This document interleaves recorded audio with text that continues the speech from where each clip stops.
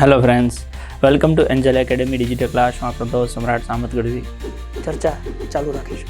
સફળ થવાનું કરવાના જ બસ જોડાયેલા રહેજો.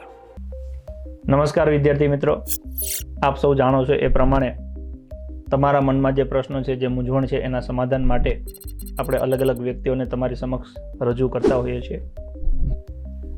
અનુભવ આગમને ભાખે, એટલે કે જે અનુભવ છે એના આધારે ભવિષ્ય નક્કી થઈ શકે છે. કદાચ એવું આજે જે વ્યક્તિત્વ સાથે વાત કરવાના છે એના માટે મારો અનુભવ એ સાચો પડ્યો છે. લગભગ એકાદ વર્ષ પહેલાં 2024-25 વાળી જે ભરતી ચાલતી હતી એમાં મેં પહેલાંથી કીધેલું કે એક નામ લખી રાખજો, એ મેરિટમાં હશે. એ નામ એટલે વિશાલભાઈ જાદવ. અને તમને નામ સાથે કહી દઈએ છે કે આ વ્યક્તિ પાસ થશે. ધારો કે આ વખતે કોન્સ્ટેબલની પરીક્ષા આવશે, જ્યારે જાહેરાત આવે ત્યારે, જ્યારે રિઝલ્ટ આવે ત્યારે ઓકે એક નામ ઓકે વિશાલ જાદવ ફિક્સ કરી નાખ્યો કે એ છોકરાનું નામ અંદર હશે જ તે લિસ્ટમાં.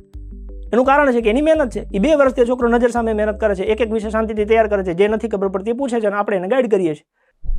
તો આજે એ જે અનુભવ, એમની મહેનતના આધારે મેં જે અનુભવેલું અને મેં કીધેલું કે આ નામ મેરિટમાં હશે, એ મેરિટમાં છે. અને એની સાથે મીઠાઈનું બોક્સ લઈને આજે અમારી એકેડેમી ઉપસ્થિત થયા છે. તો મને એવો વિચાર આવ્યો કે ચલો તમારી મુલાકાત ગુજરાતના એવા વિદ્યાર્થીઓ સાથે કરાવીએ કે જે તમારી જેમ જ સંઘર્ષ કરી અને સફળ થવા માગે છે. તો તમારી જોરદાર તાળીઓ સાથે આપણા આજના આ વાર્તાલાપમાં આપણે આવકારીએ છીએ વિશાલભાઈ જાદવને. વિશાલભાઈ, ખૂબ ખૂબ સ્વાગત છે તમારું. Thank you sir. સૌથી પહેલાં જ્યારે મેરિટમાં નામ આવ્યું તો એ કેવી રીતે ખબર પડી? બપોરનો સમય હતો ત્યારે મેં ફોન જસ્ટ સ્ક્રોલ ઓપન કર્યો, ટેલિગ્રામમાં જોયું કે આવ્યું કે મેરિટ લિસ્ટ આવી ગયું છે. તો પછી મેં ચેક કર્યું તો ખબર પડી કે ઓકે લિસ્ટ આવ્યું છે. અને જેવું ચેક કર્યું મારું નામ દેખાય કે મેં સર્ચ માર્યું, એટલે ત્યારે ખબર પડી ટેલિગ્રામથી વાયા. બરાબર. પછી સૌથી પહેલાં સારા સમાચાર કોને આપ્યા? સૌથી પહેલાં તો મેં મારા ફ્રેન્ડને ફોન કર્યો હતો, કેમ કે મને યકીન નથી થતું, કેમ કે સોશિયલ મીડિયામાં ગમે ત્યારે ફેક બી હોઈ શકે. એટલે મેં મારા ફ્રેન્ડને કીધું કે જો આ રિઝલ્ટ આવ્યું છે, સાચું છે આટલું બધું મેરિટ? પછી મેં મમ્મીને વાત કરીને બેનને વાત કરી. ઘરે ખબર પડી કે તમે પોલીસમાં પાસ થઈ ગયા છો, પછી ઘરની પરિસ્થિતિનો માહોલ કેવો હતો? ઘરનો માહોલ તો હવે શબ્દોમાં તો એક્સપ્રેસ નહીં થાય. પહેલાં તો મારા મમ્મીને કીધું, મેં નીચે મમ્મી ઘરે હતા એટલે પપ્પા મારા જોબ પર હતા. મમ્મીને કીધું, મમ્મી એકદમ ખુશ થઈ ગયા. હા, જેમ કે મમ્મી હોય એટલે માતાજી, ભગવાન બધા સમરે અને બધા યાદ આવી જાય. પછી મેં મારા બેનને ફોન કર્યો, પછી પપ્પાને ફોન કર્યો. પપ્પા તો સૌ શું કલ્યા ને બહુ બેટા હું ખુશ થઈ ગયો છું ને, એટલે પપ્પા મમ્મી આખું ફેમિલી ફૂલ રાજી થઈ ગયું હતું એ દિવસ. લગભગ એકાદ વર્ષ પહેલાં મેં વિડીયોમાં આ જાહેરાત કરેલી, તો આમ એને બીકના સેન્સમાં લાગતું હતું, કેવી રીતના લાગતું હતું? બીકના સેન્સમાં એટલે તે દિવસ તો હું ત્યાં જ હતો આપણે એકેડેમીમાં. હા. અને ટાઈમમાં બીજી વખત આવ્યો હતો એટલે બધાને ખબર નહીં હોય બહુ ખાસ. તો બધા જોતા હતા ખરા કે કોણ છે. ત્યારે હું જોયું ઊંચું થયું કે મારું નામ બોલે કે શું છે. કોઈ મને કીધું કે આવું છે એટલે થોડું ગભરાટ તો થાય. એ પહેલાં ક્લાસમાં કહેતા હતા અને સોશિયલ મીડિયા પર કીધું છે એટલે એક રિસ્પોન્સિબિલિટી જેવું મારામાં બી હોય કે હવે નામ ચગાવ્યું છે તો હવે મારું નામ તો મારે લાવવું જ પડે એની હાવ. હા, એ મને તો હેલ્પ બી થયું લાવવા માટે. બરાબર. તો વિશાલભાઈનો આપણે ખૂબ ખૂબ આભાર માનીએ કે મેં જે વાત મૂકી એમને સહર્ષ સ્વીકારી અને એ પરિણામ સુધી પહોંચી. તમારામાંથી પણ ઘણા બધા વિદ્યાર્થીઓ એવા હશે કે જેને પોલીસ કોન્સ્ટેબલ PSI થવું હશે અને એ જર્ની તરફ જવું ના જવું અસમંજસમાં હશો. તો વિશાલભાઈની પરિસ્થિતિ જેવી ઘણા બધા વિદ્યાર્થીઓની પરિસ્થિતિ હોઈ શકે. આપણે વિશાલભાઈની જર્નીની શરૂઆત પહેલાંથી કરીએ કે મૂળ નામ, વતન, પ્રાથમિક શિક્ષણ ક્યાં લીધું?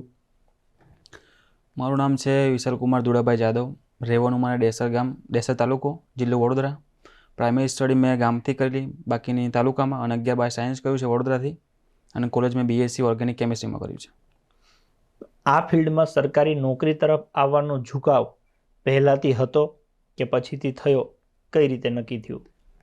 પહેલાં તો નહોતું, પછીથી મારા જીજાજી જે પોલીસ મેં તૈયારી કરતા હતા, પ્લસ થોડું આમ લાગતું હતું, કાને પડતું હતું. એટલે પછી ધીમે ધીમે અમુક કોન્ટેક્ટ થયા જે લોકો પ્રિપેરેશન કરતા હોય, એટલે પછી મને બી થયું કે ચલો હું પણ ટ્રાય કરું. કઈ ઉંમરે આ નક્કી કર્યું તૈયારી કરવું છે? આમ તો મેં કોલેજથી સ્ટાર્ટથી વિચાર્યું હતું, FYથી જ, પણ મને પૂરતું ગાઈડન્સ મળ્યું નહીં કે કેવી રીતે તૈયારી કરવી નહીં. પછી કોલેજ પતાવી એકવાર અને પછી ચાલુ કરી પ્રોપર. કોલેજ પૂરી કરી કરીને અને પછી ફૂલ ફ્લેશ તૈયારી હા, શરૂ કરી. તમે એન્જલ એકેડેમીમાં આવવાનું આમ કઈ રીતે મન બનાવ્યું, કે સાંભળ્યું હતું કે ઈચ્છા થઈ હતી?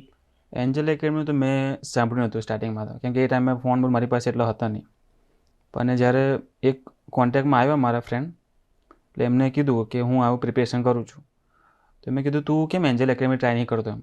પણ આ જે રીતે ફીસ ને એવું બધું છે ત્યારે મને સ્ટાર્ટિંગમાં એવું લાગ્યું કે ના એન્જલ એકેડેમી આટલું બધું મારે થશે કે નહીં એમ. કેમ કે એન્જલ એકેડમી ખાલી સાંભળ્યું હતું જ્યારે 2018નું રિઝલ્ટ આવ્યું હતું એટલે ખબર હતી કે આવું સામર્થ્યનું આવું બધું છે, પણ એટલો ખ્યાલ નહોતો. પછી મેં ઘરે રહ્યો, એક બે મહિના ટ્રાય કર્યું, પછી મને થયું કે ચલો વાંધો નહીં, આપણો ત્યાં જ વારો આવશે એમ. અહીંયા આયા એ પહેલા આમ કેવું સાંભળ્યું હતું અને પછી શું અનુભવ્યું? સાંભળવાનું તો એવું છે, પહેલાં એટલું બધું ખબર નથી એન્જલ એકેડેમી છે આવું બધું છે, આટલું એન્વાયરમેન્ટ આવું છે મને ખબર નથી. કે હું એડી કોઈ કોન્ટેક્ટમાં હતો નહીં. પહેલા દિવસે જ આવ્યો જ્યારે 8 ફેબ્રુઆરી સમથિંગ મારા ક્લાસ ચાલુ થયા હતા, અને અંદરનો માહોલ મતલબ મને મજા આવી છે. આમ માની લો કે કદાચ તમારે કોઈને કેવું હોય કે ભાઈ એન્જલ એકેડેમીમાં શા માટે જવાય, તો એવું તમને 2-4 વસ્તુ શું લાગી?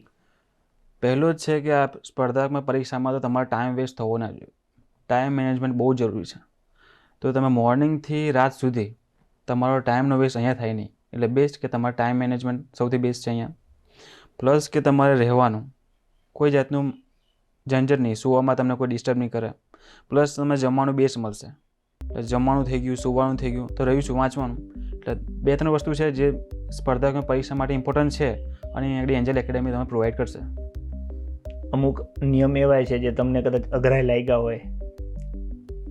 નિયમમાં તો મને સર એવો કોઈ પ્રોબ્લેમ થઈ નથી અત્યાર સુધી. દંડ ભરવાનો આવ્યો તો કોઈ સુધી મેં દંડ નહીં ભર્યો અત્યાર સુધી. બરાબર. બીજું એ પૂછવું હતું કે માની લો તમે તૈયારી શરૂ કરી, તો એક્ઝેક્ટ નોકરી તૈયારી શરૂ કરીને ઓર્ડર આવી ગયો એવું માનીએ, તો કેટલો સમય લાગ્યો તમને? એપ્રોક્સી 2-3 વર્ષ હશે. એપ્રોક્સિમેટલી 2 થી 3 વર્ષ. 2 થી 3 વર્ષ હશે. ઓકે. આગળની પરીક્ષામાં એવી શું ભૂલ થઈ હતી કે જેને ધ્યાનમાં લઈ અને તમે ફરી પાછી મહેનત કરીને આ વખતે પાસ થયા? સૌથી મોટી ભૂલ તો મારી ઓવર થિંકિંગ હશે, કે ઓવર થિંકિંગ વધારે કરી દેતો હતું એક્ઝામને લઈને. પ્લસ રિવિઝન, ગભરાવું વારંવાર કે આ થશે કે નહીં થાય, હું કરી શકીશ કે નહીં. પ્લસ રનિંગમાં બધું પહેલી વખત હતું, પણ મેં બધું ધ્યાન દીધું કે કેટલું વાંચ્યું છે એટલું ઇમ્પોર્ટન્ટ નથી, પણ જેટલું વાંચ્યું છે એને વારંવાર રિવિઝન કરું. અને હંમેશા કોઈ ફેલ હોય કે પાસ હોય દરેકનું સાંભળવું કે શું કહેવા માગે છે, અને એ રીતે આપણે પોતાના અંદર ઇમ્પ્રુવમેન્ટ લાવવાનું. આની પહેલાંની પરીક્ષા તમે આપી, એમાં તમે પાસ ન થયા, એના પછી તમે પાસ થયા, તો એ આગળ એવી શું ભૂલ કરી હતી કે જેને સમયમાં તમે સુધારી લીધી તો આ વખતે સફળ થયા? એક્ઝામમાં તો પહેલાં રનિંગ હતું માર્ક્સવાળું, એટલે મારું રનિંગ એટલું બધું સારું નહોતું, એટલે મારા રનિંગમાં માર્ક્સ નહોતા. અને બીજું એક્ઝામમાં મને હાઈ જ કે બુક્સ વાંચી લીધી, પણ એટલું રિવિઝન મેં કર્યું નહીં, જેથી કરીને આગળનું યાદ રહ્યું કે આગળનું ભૂલી ગયો, તો પાછળનું વાંચ્યું તો પાછળનું ભૂલી ગયો, એટલે થોડું રિવિઝનનો પ્રોબ્લેમ હતું.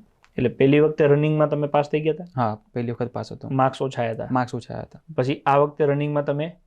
આ વખતે રનિંગમાં પાસ 21 મિનિટમાં પૂરું કર્યું. 21માં પૂરું કરી નાખ્યું. મતલબ કે રનિંગ તમે જકડી રાખ્યું? રનિંગ હું ફેલ થયો અને થોડા ટાઈમ પછી મને લાગ્યું એક્ઝામ પછી ઘરે બેસો 5-6 મહિના બી નહીં હોય, અને પછી મેં ચાલુ કર્યું તો રનિંગ જ્યાં સુધી મારી પોલીસની એક્ઝામ 2024 પર નથી આવી ત્યાં સુધી મેં કન્ટિન્યુ મારું રનિંગ ચાલુ રાખ્યું છે. એના પછી વચ્ચે ફોરેસ્ટ આવી, એનું પણ તમે? ફોરેસ્ટનું બી રનિંગ મેં ચાલુ કરી દીધું હતું, ક્લિયર કરી નાખ્યું હતું. મતલબ કે જો વિદ્યાર્થી મિત્રો, વિશાલભાઈ પાસેથી શીખવા જેવી વાત એ છે કે 2021-22ની ભરતીમાં માની લો કે એ રહી ગયા, તો રહી ગયા એમાં દોડમાં એક તો જોઈએ એવા માર્ક્સ ના આવ્યા, પછી એમણે દોડ ઉપર ફોકસ કર્યું. ભરતી ન આવી પણ એને દોડ ઉપર ફોકસ કર્યું, તો જ્યારે ભરતી આવી તો એમને દોડમાં ફાયદો થયો કે 21 મિનિટમાં થઈ ગયું. બીજા નંબરમાં કે એને બેનિફિટ એ મળ્યો કે આગળની જે તૈયારી હતી એ તૈયારી સાથે રનિંગ થઈ ગયું, તો જ્યારે માહોલ આવે પરીક્ષાની તૈયારી કરવાનો એકચ્યુઅલ, ત્યારે લોકો રનિંગમાં જતા હોય, અને તમારે રનિંગ થઈ જતું હોય તો તમે એમાં એકદમ નિશ્ચિંત થઈ જાઓ કે દોડવાની ચિંતા નથી, તો તમે તમારું પૂરેપૂરું ફોકસ લેખિત માટે કરી શકો. તો અત્યારે જે મિત્રો અહીંયા તૈયારી કરતા હોય અથવા તો જે મન બનાવતા હોય, તો એ તમારી પાસેથી શું શીખી શકે કે ભાઈ તમે એમને કંઈક સંદેશો આપવા માગતા હો કે તમારે જો આ પરીક્ષામાં પાસ થવું હોય તો આટલી વસ્તુ કરવી જોઈએ, એવી કંઈ ગાઈડલાઇન્સ તમે વિદ્યાર્થીઓને આપવા માગતા હો? જેનું સાવ સ્ટાર્ટિંગ હોય પ્રિપેરેશન માટે, તો પહેલાં તેને સિલેબસ વ્યવસ્થિત જોઈ લેવો જોઈએ કે કેટલા ટોપિક છે. એક પણ ટોપિક મિસ ના કરવો જોઈએ, દરેક ટોપિક વાઇઝ રીડિંગ કરવું જોઈએ. સ્ટાર્ટિંગ બધા કહે છે GCRT NCRT, તો એ તમારા પર ડિપેન્ડ છે તમારે કરવું કે નહીં, પણ જો એકવાર તમે કરી લેશો GCRT NCRT કોઈ બી બુક, એના પછી જ્યારે તમે બુક જે આપણે સિલેબસ વાઇઝ કોઈ બી પ્રકારનું તમે વાંચી શકો છો એટલે તમને આઈડિયા આવશે કે અચ્છા મેં GCRTમાં આ રીતે વાંચ્યું છે. એ રીતે તમે ટોપિક વાઇઝ દરેક ટોપિક વાઇઝ લઈને બુક તમે વાંચી શકો છો. આમ નોર્મલી બધા એવું કહેતા હોય છે કેટલા કલાક વાંચવું જોઈએ. તમારી દ્રષ્ટિએ તમે મેક્ઝિમમ કેટલા કલાક વાંચતા હશો 24 કલાકમાંથી? આમ તો જે રીતે એન્જિન રૂટીન છે એ તમે જ્યારે હતો તમે ફોલો કર્યું જ છે. એના સિવાય મેં 2-4 કલાક વધારે આપ્યા છે. અને રહી હમણાં પાસ મેં PSI એક્ઝામિનેશન ત્યારે મેં મારું પૂરેપૂરું આપી દીધું છે એમ એક્ઝામ PSIમાં. એને મેં આર્ટ્સ ગણ્યા જ નહીં કેટલા વર્ષ વાંચ્યું છે એવું. બસ મારે ટોપિક પતાવવાનો છે, મારે વાંચવાનું છે બસ. તો એ આમ 24 કલાકમાંથી કેટલા કલાક વાંચતા હશો તમે? મિનિમમ 12 કલાક તો કહી શકાય. 12 કલાક. આવું કન્ટિન્યુ તમે રેગ્યુલર? 12 કલાક કન્ટિન્યુ. એન્જિનમાં રહો છો તમારે 12 કલાક કન્ટિન્યુ થશે. એટલે ઘણા મિત્રો એવું કહેતા હોય છે કે ભાઈ 12 કલાક મહેનત થોડી થાય. જો કરવી હોય ને તો 14 થી 16 કલાકે મહેનત થાય. કરવી ન કરવી આપણે દાનત ઉપર જાય. તમારો ફોટો પાસ થઈ ગયા પછી વાયરલ નથી થયો. તમે સોશિયલ મીડિયા કદાચ નથી વાપરતા. એનું શું કારણ? પહેલું કારણ તો તમે એન્જલ એકેડમી આવો છો તો સોશિયલ મીડિયા મૂકી જ દેવું. ભૂલમાં બી તમે ડેટા ઓન કર્યા અથવા કોઈ નોટિફિકેશન પડી અને તમે જોઈ લીધી તો જે સ્વાભાવિક છે તમારે 500 કે 1000 રૂપિયા ડન થશે અને એવા પૈસા આપણી પાસે નથી. અને કોઈને ફાલતુમાં કોઈ સાથે ડિસ્કશન કરવાનું આપણને પસંદ નહીં એટલે સોશિયલ મીડિયા મેં પહેલેથી જ ડિલીટ મારી દીધું. તો આમ વગર સોશિયલ મીડિયાથી પણ જીવી શકાય છે. આપણે એટલું બધું કોઈને છે નહીં કે તમે એક્ટિવ હશો તો એને ચાલશે એવું. એટલે જે વિદ્યાર્થી મિત્રોને પાસ થવું હોય એમને એક નાનકડી ટકોર અથવા એક વિનંતી છે કે જો તમારે સામાન્ય માણસમાંથી એક સાહેબ થવું હોય તો એક સોશિયલ મીડિયાનું જે આ નાનકડું ગતકડું તમને નડે છે એને થોડાક સમય માટે પોસ્ટપોન કરી દો. એક વખત અધિકારી બની જાઓ પછી તમે તમારે વાપરજો. બીજું, આમ અત્યારે તૈયારી કરતા હતા, હવે આમ એવું લાગે છે કે પોલીસ બની ગયા, આમ જીવનમાં કંઈ ફેરફાર લાગે છે? મિત્ર વર્તુળ, સગા સંબંધીઓ તરફથી કંઈ અનુભવ્યું હોય? સગા સંબંધીમાં તો જે દિવસે લિસ્ટ આવ્યું હતું પોતપોતાના સમાજમાં હોય ફોટા મૂકે એટલે ઓટોમેટિક બધાના ફોન વધી ગયા. એવું હોય કે આપણને પહેલાં મને કોઈ એટલું બધું ઓળખે નહીં કે હું જાઉં આવું નહીં, પણ હવે બધા ઓળખે કે આ છે કોણ. એટલે એ થયું કે નહોતા ઓળખતા પણ સીધી ઓળખાણ થઈ ગઈ બધાને. એટલે રિઝલ્ટ આવ્યા પછી તમારી તપાસ શરૂ થઈ ગઈ? તપાસ શરૂ થઈ ગઈ સવારથી સાંજ સુધી. શું આગળ ઈચ્છા શું છે? આગળ હજી મહેનત કરીને શું બનશો? જે મારું પહેલેથી ગોલ હતો કે હું PSIનું જ કરીશ એટલે મારું PSI ટાર્ગેટ છે. તો અત્યારે જાહેરાત કરી દો કે આવતી ભરતીમાં આ 859 છે એમાં એક નામ વિશાલભાઈ જાદવનું ફિક્સ કરી નાખજો. કરી શકો છો, પછી તો આપણા મેળ પડશે બધું. બરાબર ને? તો અત્યારે કોન્સ્ટેબલમાં સફળ થયા છે એની વાત કરીએ છીએ. ફરી પાછા જ્યારે વાત કરીશું ત્યારે તમને કહેશું કે અનુભવ આગમને ભાંખે. આની પહેલાં જ્યારે વિશાલભાઈ સાથે પોડકાસ્ટ કર્યું હતું ત્યારે એવું કીધેલું કે એ હવે PSI બનવાના છે. તો હવે આજે આપણે એ વિશાલભાઈને મળીએ છીએ જેઓ PSIમાં સફળ થયા છે. એવી આશા સાથે આ વાત અહીંયા પૂરી કરીએ છીએ. એમની સાથે જે વાત કરી છે એમાંથી 3 મુદ્દા જે મને ધ્યાનમાં આવ્યા એ શીખવા જેવા કે એક તો એમને ગ્રેજ્યુએશન ચાલુ હતું એ દરમિયાન ફૂલ ફ્લેજ તૈયારી ન કરી જે એમને કરવા જેવું હતું તો એ 3 વર્ષનો એમને લાભ મળત. ઓકે, બીજું કે સોશિયલ મીડિયા ન વાપરવાથી ઓકે તમારું જે મહેનત કરવાનો અથવા તો જે સમય તમારે પાસ થવાનો છે એ ઘટશે. જો સોશિયલ મીડિયા સાથે તમે તૈયારી કરતા હશો તો એવું બની શકે કે સમય વધારે લાગે, નહીં વાપરતા હો તો વહેલા પાસ થઈ જશો. ત્રીજું કે કદાચ ક્યાંક જીવનમાં નિષ્ફળતા મળે તો એ નિષ્ફળતાના કારણો શોધી એના ઉપર કામ કરવું જેથી કરીને નેક્સ્ટ પ્રયત્નમાં સફળતા મળે.